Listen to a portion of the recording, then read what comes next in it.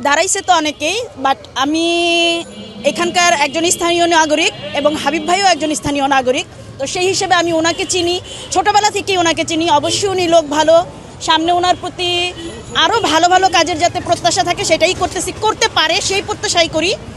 এবং সবচেয়ে বেশি যেটা প্রত্যাশা করি সেটা হচ্ছে এলাকার উন্নয়ন, চাঁদাবাজ মুক্ত একটা এলাকা চাই, নাগরিক সকল সুবিধা যাতে এই এলাকায় নিশ্চিত করে সেটা চাই। এছাড়াও নারীদের বিশেষ করে এই ক্ষেত্রে ওদের সর্বোচ্চ নিশ্চয়তা যাতে উনি সর্বোত্তম ভূমিকা রাখে সেটাই চাবো। বর্তমান লোক হিসাবে হাবিব ভাই এই এলাকার মধ্যে স্থানীয় লোক হিসাবে ভালো, সে বর্তমানে লোক হিসেবে ভালো এমনও। আর চাঁদাবাজ টিয়া বর্তমানে আমাদের চোখে এখন বর্তমানে 5 আগস্ট থেকে দেখি না, বর্তমান চোখে পড়ে না।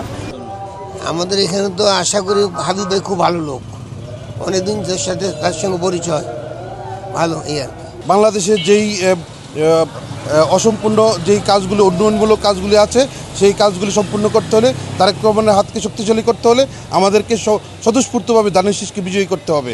দানিশ শীষের বিকল্প কোনো নাই। আমরা গত 22 তারিখ থেকে নির্বাচন প্রচারণায় নামছি।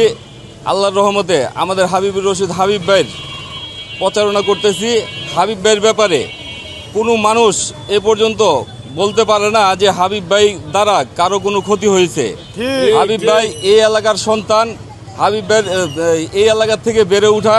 হাবিব ভাইয়ের রাজনীতির জীবনে উনি অনেক প্রায় 200-র উপরে মামলা খেয়েছেন, বারবার কারা নির্যাতিত হয়েছেন। ওনার 8 বছরের সাজা হয়েছে, 86 দিন উনি রিমান্ডেও ছিল। আমরা ছোটোবেলা থেকে সেই হাবিব ভাইয়ের সাথে রাজনীতি করে আসছি, ছাত্রদল থেকে করতেছি। হাবিব ভাই মতো ভালো লোক হয় না। হাবিব ভাইকে 2বার মারার জন্য গুলি করা হয়েছে। উনি মৃত্যুঞ্জয়ী ছাত্রনেতা, উনি বাংলাদেশ জাতীয়তাবাদী ছাত্রদলের সেন্ট্রালের সাধারণ সম্পাদক ছিলেন।